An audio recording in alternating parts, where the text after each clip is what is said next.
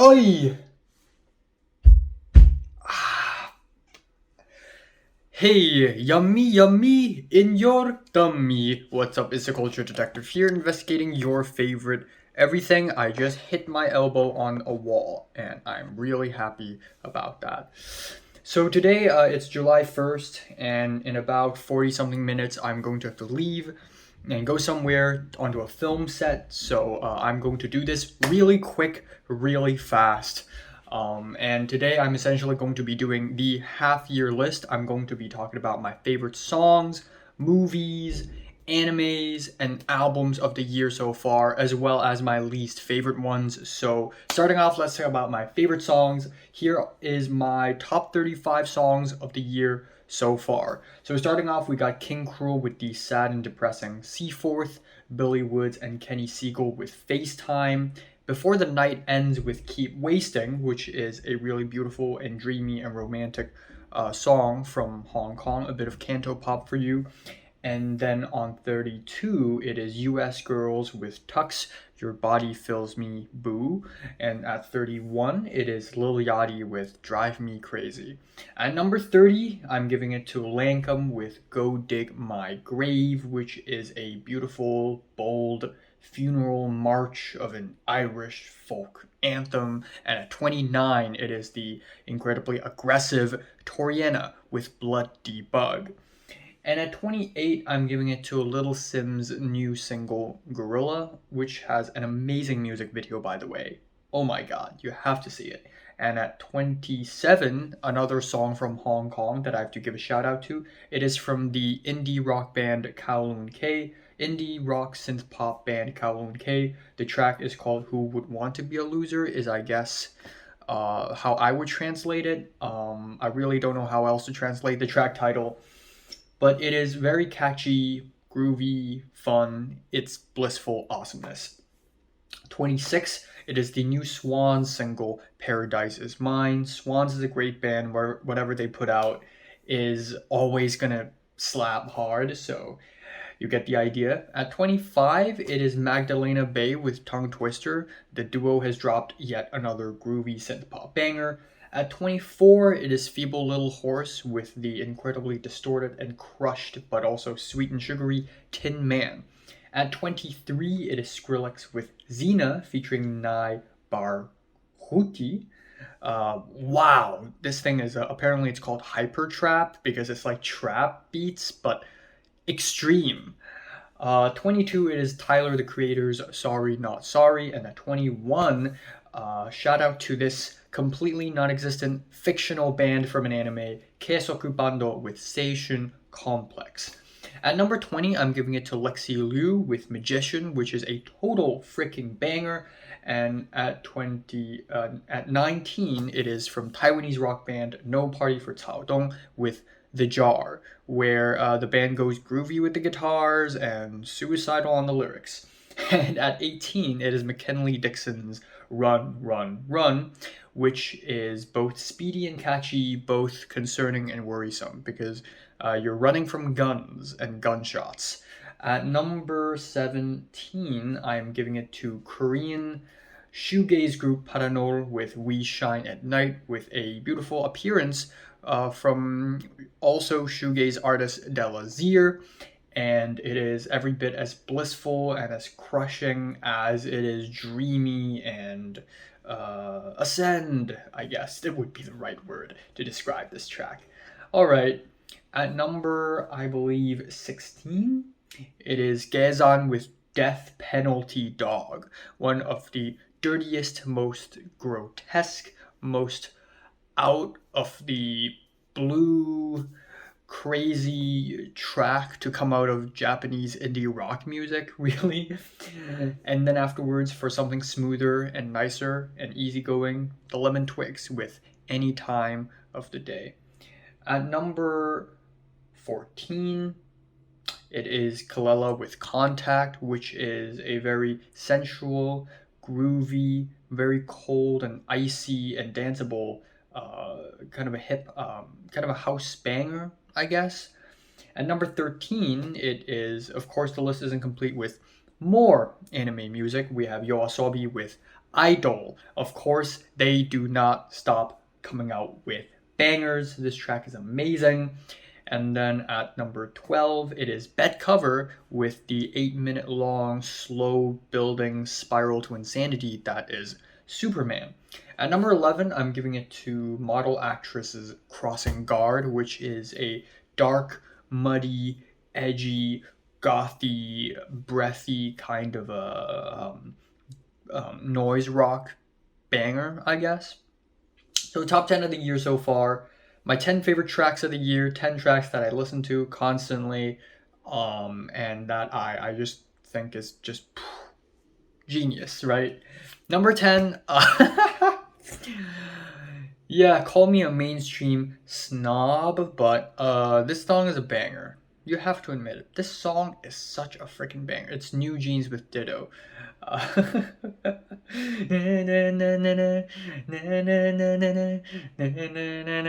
dance to this song like a little child when I listen to it. So that's that. And the choreography to the dance moves are absolutely amazing. And I just really love it when K-pop just tones itself down and go for something a little bit more subtle.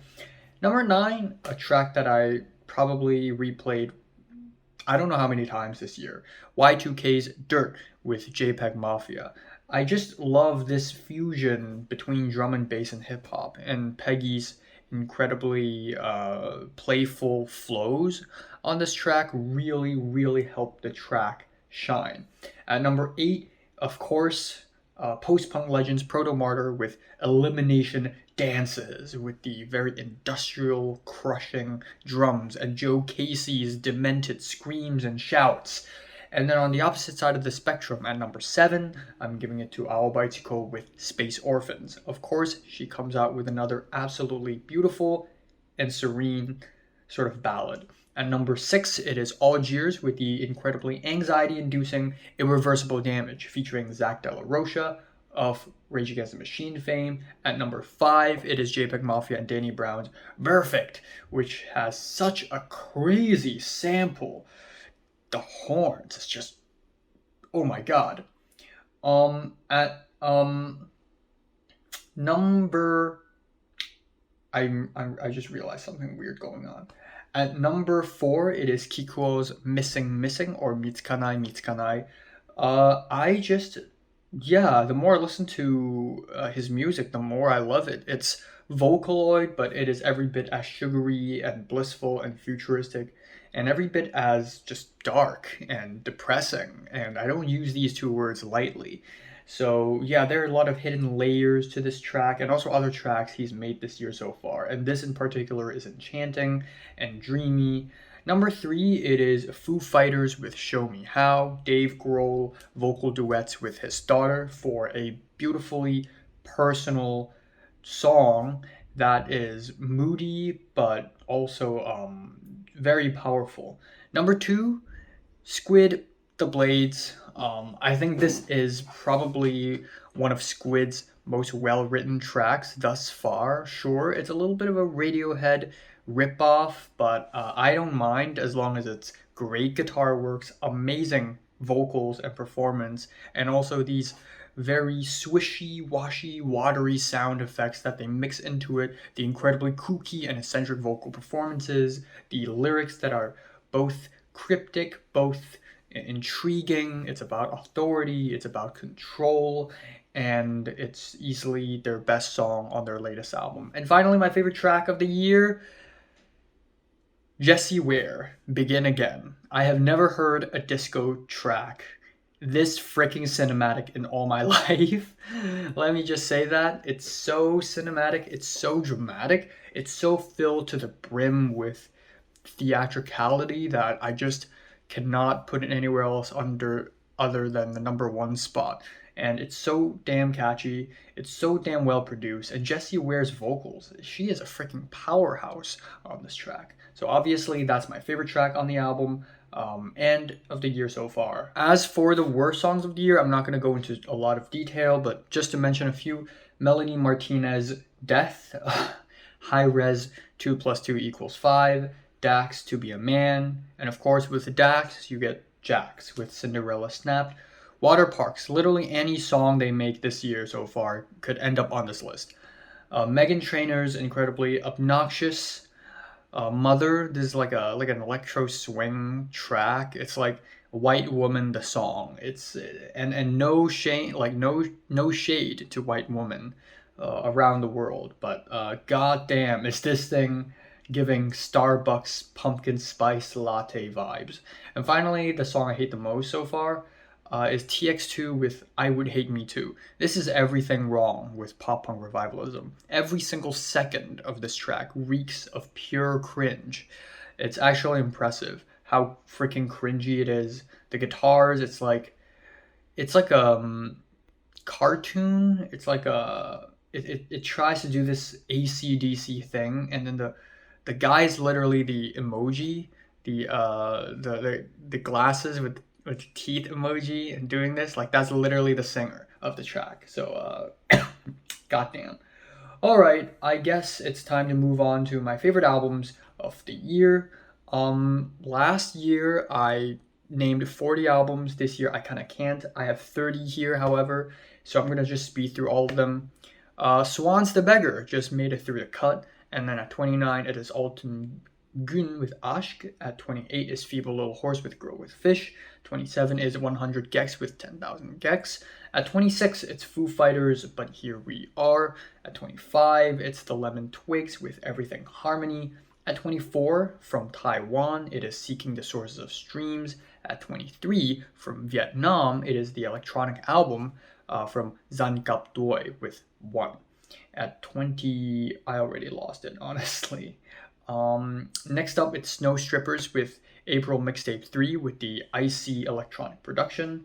Then it is Eves with Jaubi, mashing from Poland and Pakistan, mashing genres of jazz together with In Search for a Better Tomorrow. And then afterwards, it is Paramore with This Is Why.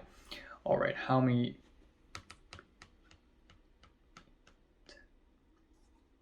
Okay, that was number 20, I believe. All right, number 19, it is Jerome's Dream with The Gray in Between. Absolutely crushing performances. Holy crap. At 28, it is Billy Woods and Kenny Segal with Maps. Amazing album cover, very eclectic lyrics, love the production. 27, it is Slow Tie with Ugly. That's 17. At number 16, it is Navy Blue with Ways of Unknowing. At 15, it is Liturgy's very bold magnum opus swan song, heavenly ascending theological epic that is 93696. At number 14, it is HMLTD with the very creative, well-written, and fun and eccentric rock opera album, The Worm. At number 13, it is Colin Stetson with When We Were That What Wept for the Sea, which is a beautifully arranged and put together post-minimalist album. Number 12, it is King Krule with Space Heavy. This is the musical equivalent of melatonin pills, but good, because I'm sleep deprived as hell right now, actually. Like, I slept for 4 hours today. Not even gonna lie. At number 11, it is Nico Paolo's self-titled album. Tons of really well-written, beautiful, really easygoing ballads that are very sweet and simple and does its job very well. All right, top 10 albums of the year so far. We have Model Actress with Dog's Body. At number 10, again with the breathy, gothy noise rock. Sure, the album is a little bit one note, but I think the slamming cowbells and the central vocals and all the eccentricity that comes along with it is just such a vibe. It's such a vibe. Number 9, it is Caroline Polachek with Desire I Want to Turn Into You, which is one of the most well-written and solid art pop albums of the year, and in a while it has some really creative production choices, and the whole album just comes together like buttery smooth. At number 8, it is Jessie Ware with That Feels Good. Yeah, another Jessie Ware album banger, not gonna lie. One after another disco, dance, pop explosion, and it is candy to the ears, I have to say. Yeah. At number 7, it is McKinley Dixon's small but incredibly dense and packed Beloved Paradise Jazz, which is a beautiful, beautiful jazz rap album with some really well written lyrics, but also the lush instrumentals. The use of harps and flutes and saxophones is just exquisite, absolutely exquisite. At number 6, it is Lankum with False Lankum, criminally underrated and overlooked album. This is an Irish folk album, and damn, did I not expect myself to enjoy this much. Like, wow, every single track here, first of all, these tracks, every single track here tells a story, and the group manages to tell very compelling stories with this thick Irish accent that for some reason has such an old-timey feel to it. It's like they're singing in friggin' Times New Roman, but also it really transports me back to the early 20th century for some reason. Again, very beautiful storytelling. The instrumentals are really interesting, and it's just one amazing track after another. Sometimes really dark and haunting, sometimes really jolly, where you just want to get up and groove a little. Number 5, it is an album that grew on me more and more and more and more and more and more and more, and now it's one of my most listened to albums of the year, if not most, and that is Kikuo with Kikuo Miku 7. Yeah, did not expect myself to be such a huge fan of Vocaloid, but here we are. Oh my god, the production of this thing is like, it's exactly what this album cover suggests. It's like cutting open your brain and just like colors, just pure pink just bursting out of it. That's what listening to this album sounds like. Of course, you get the futuristic, sweet, sugary vocals by Hatsune Miku and Chi Swan, but also just the catchiness of the songs and the Buddhist Hinduist themes. It's just so freaking magical. Number 4, it is Parannoul with After the Magic. It's snowy, overexposed, just like the album cover. Incredibly crushing, noisy, distorted, but this time the artist goes for a more blissful and more mentally sane sound, I guess. I'm glad he's in a better place mentally. Shout out to Parannoul. The guy, you have no idea how many YouTube subscribers I've gained because of this dude. Number 3, it is Gezan with Million Wish Collective with Anochi, which is, holy shit, what a monstrous album. What a monster of an album. It's grotesque, dirty, incredibly abrasive and rough, but it is also an anti-war album with some pummeling drums, and the frontman of the band sounds like SpongeBob on drugs. So, gotta listen to it. Number 2, betcover with Tamago. This is one of the most well-written singer-songwriter albums coming out of Japan in the last few years. Every single track has, again, great storytelling, great lyricism, very interesting instrumental choices and song structures, songs that run for about 8 minutes long, and betcover just manages to make it very multi-phased, very interesting. It's truly a fantastic album. I need to drink some water.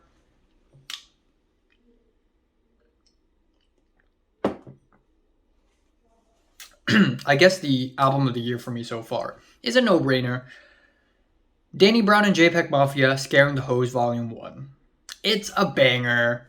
Every track is a banger. And also the production quality is so freaking bad. And it's actually good because it's so bad. It's like one of those shitty albums you download from some shitty website and then you listen to it and you realize it's a banger. That's basically this album in a nutshell. The chemistry between Danny Brown and JPEGMAFIA. The beats. JPEGMAFIA is becoming one of the best producers of our generation. So obviously very satisfied with this album. Tons of amazingly re-listenable tracks. Tons of production qualities you can chew on. Little samples here and there. So, I mean, they sampled an old Japanese commercial. One of the tracks. They sampled a Genghis Khan ad, like for lamb barbecue, and they turned it into a banger. Don't know how, but that happened. All right, worst albums of the year. This album from Hong Kong, Salty Chick with 10 Strangers I Used to Know. Not really huge on this one. Actually, there's another even worse album that's actually in a similar vein by Ray Law, but I forgot to add it onto this list. Whoops. Ray Shremmerd with Shrem for Life, Boring, NF with Hope, Corny, Owl City with Coco Moon, even more corny, Måneskin with Rush. This thing belongs to a shopping mall. Melanie Martinez Portals, she tries too hard to be edgy. Lil Pump with Lil Pump 2, Boring, Hardy with the Mockingbird and the Crow. Like what's this obsession with Walmart and beers? It's so goofy. It's so freaking goofy. And this concept of like, ooh, I can be sweet and tender, but I'm now the Crow and I am angry. Number 2 is Macklemore's Ben. Honestly, I don't even want to talk shit about him because he's been receiving enough shit already, but yeah. And number 1 worst album of the year so far is Water Park's Intellectual Property. Don't know what the hell were they thinking when they made this album. Every single track is a chaotic mess, I have to say. It's a one noisy, in an awkward way, goofy, chaotic mess. It's like they try every genre ever and fail hilariously and miserably on every attempt. So shout out to Water Parks. Alright, to end off this video, a couple more lists to talk about. First of all, it's my favorite movies of the year so far. Now, I have 8 picks here, and 4 of them are also movies that are actually from last year. But because I didn't watch them last year, and because they're only getting a wide release this year, so I am putting it on this list. At number 8, it is All the Beauty and the Bloodshed, which is a really well-made, well-edited documentary. And then is Suzume with by Shinkai Makoto, the new anime film from him. And as expected, it's pretty freaking fantastic. I love the fantasy elements. The romance is just okay, but really it's the fantasy and the animation that really just blew my mind. Then we have Close, which is a film from last year, but watched it earlier this year. Very intimate and personal and moving, sort of this realist story about a couple kids in Belgium. So check that one out. Number 5, it is the nightmarish, psychological, brain-melting, comedy horror fusion expedition that is Beau is Afraid. This movie is not for everyone, but I personally freaking loved it. Ari Aster, feed me more.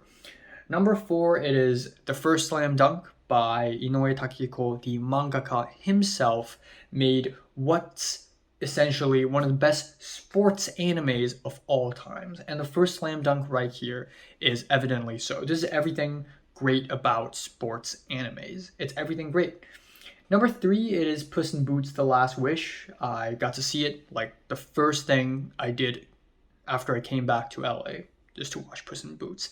And I did not get disappointed. The animation is amazing. The story is skin tight, it's entertaining as hell, it's colorful as hell, and the villain, it's special. Number 2, it is After Sun, readily one of my favorite A24 films. Very personal, very beautiful. Love the 35mm film. Love the camcorder aesthetics. Charlotte Wells is one of the most promising filmmakers right now. And this is just the kind of movie that makes you rethink all your interactions with your dad. And number 1, again, no-brainer. Spider-Man Across the Spider-Verse. I mean, this thing is an animation masterpiece. Every single shot is as colorful and as vibrant as it can possibly get. The story is very creative and full of twists and turns, subversive, and it's just I just feel happy that I got to see it on a big screen and witness it with everyone else. Worst movies of the year. I haven't seen that many bad movies. I guess one movie that stick out to me is Ant-Man and the Wasp: Quantumania. That thing sucks ass. Best animes. I also didn't have that much time to watch animes this year, so I guess the only anime so far this year that I kind of like is the one that I'm actually watching right now, Oshinoko. Yeah, even though I haven't finished it, episode 1 of Oshinoko is easily one of the best anime pilots ever. I mean, it's like 1 hour, 22 minutes long. It's kind of cheating, but it's absolutely insane. The ending is just, oh, how could they do it? How could they do this? Yeah, of course, there are other animes that I haven't seen. Vinland Saga Season 2, Hell's Paradise, Demon Slayer Season 3, which I'm not really having huge expectations for.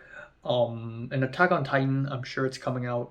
But Oshinoko is the one I've seen so far this year. So yeah, what are your favorite movies, albums, and animes and songs of the year so far? Comments below, let me know. Subscribe if you want more, and thanks for watching.